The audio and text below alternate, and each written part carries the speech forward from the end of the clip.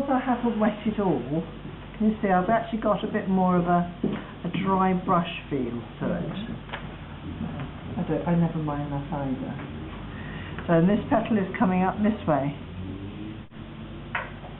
Again, I've got petals back in there, and then I've got the cups there. So let's start going in here without leaving any flying whites. If somebody asks you, you know, why have you left those? They're supposed to be there. They're flying whites. Okay. And I've got that one coming out there. Now I've got a centre to go in there. That's that other one, and start putting some negative painting in. I'm just roofing around to get some darks. Hasn't been whatever I got on the palette. Trouble is, when you want to make black, you can never do it, you know. I can't make grey. How do I make grey? You can make it every single other day of the week.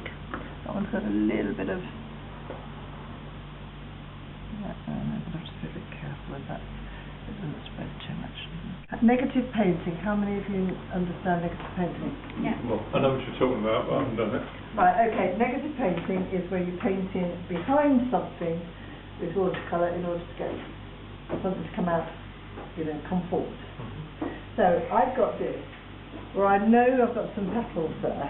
Yeah. This is actually not the one that was in that original picture. That one, you can see the petal curves round.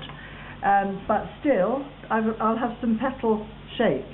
Now if I've got a petal coming down there, I can go along that petal like that, make the edge a little bit more artistic, rinse my brush off straight away, and then just get some water on the edge. So you start to get, and I've got another one here, so if I can go in behind that one, start creating my shape, rinse my brush off, and then you just move out.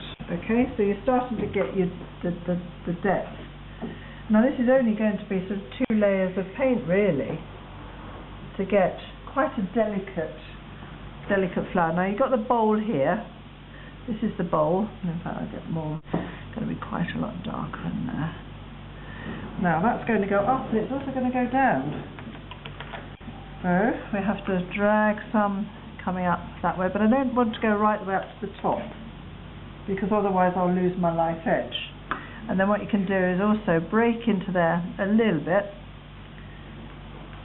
and get it so it's going in and out. Okay, and I've only got one more to do there, and that would be sort of going down like that. And this petal is going out that way. See, so I've got this one's curled round there. So you're getting all the... It's all that negative painting after you've put that initial amount of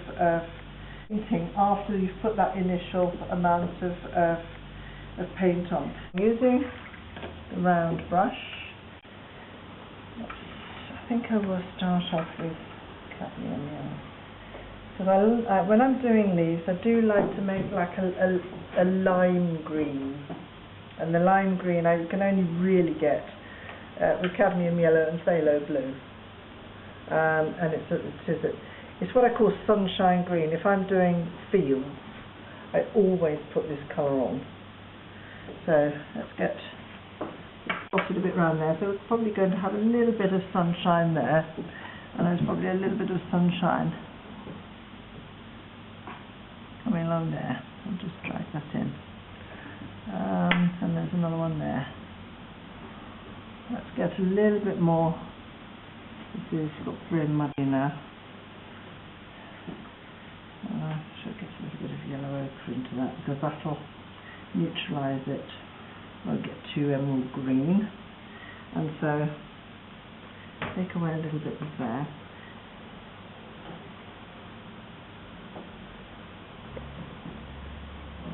And then go back to yellow ochre. Start getting that to come down like that. And again, the same thing with this is Just think about just little brush strokes and leave it like that. Don't try to draw the veins in. This whole thing is not meant to be botanical. Although I love flowers and I do a lot of flowers, I am not a botanical artist. You know, it's more suggestion. And this is the same here. Because actually it looks a lot fresher. Okay? So I use the side of the brush a lot. How often have you seen me use the point of my brush today? Not at all.